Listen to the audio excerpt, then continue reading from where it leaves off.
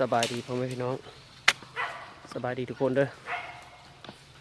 ตอนนี้เราก็มาขุดเบามึงกี่จี้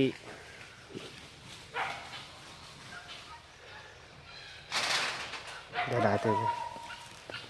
ถึงกระต้าอันนี้พอพาออกมาแล้วมันจะเป็นในนี้แต่ว่าแผ่นมันเก๋ก็นี่จะเป็นนางจะเป็นนางงามแล้วก็สีมันจะขาวกันอันนี้มันยังอ่อนนี่ประมาณเดือนนึงมันก็เป็นปีเป็นอย่างประมาณนะ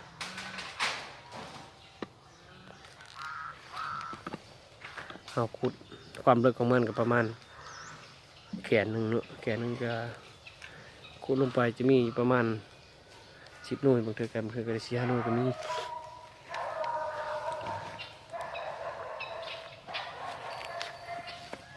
อันนี้เขาผ่าออกมาเนี่ย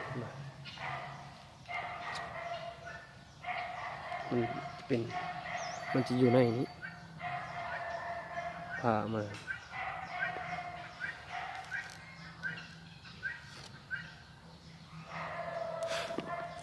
ไม่เต็มกระตาพี่น้อง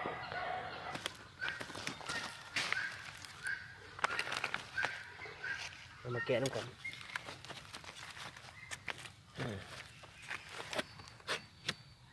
ได้ประมาณ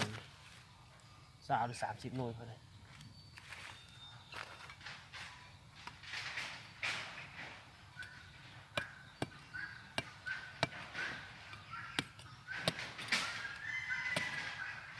ทำบุญกันครับโอ้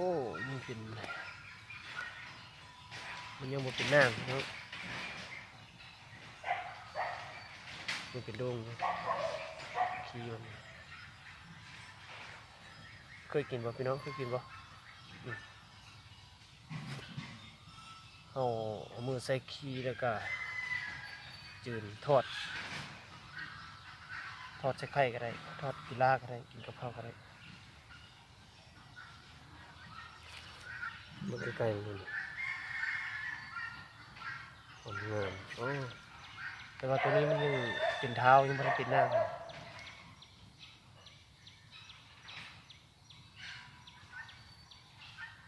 ลองมาอีกมือหนึ่งเนาะมันเป็นนางเบิ่งก็มี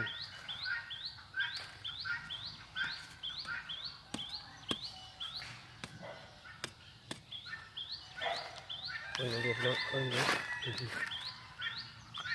โอ้ยก็เป็นเท้าคือกันมันยังบ่เป็นนางอันนี้มันบ่ทันตายเลยนี่มันหนาวแล้วมันหดเป็นนางมันเป็นคล้ายๆแบบแมงไงนะจี้แมงพี่จังแต่ว่ามันเป็นตัวใหญ่นะ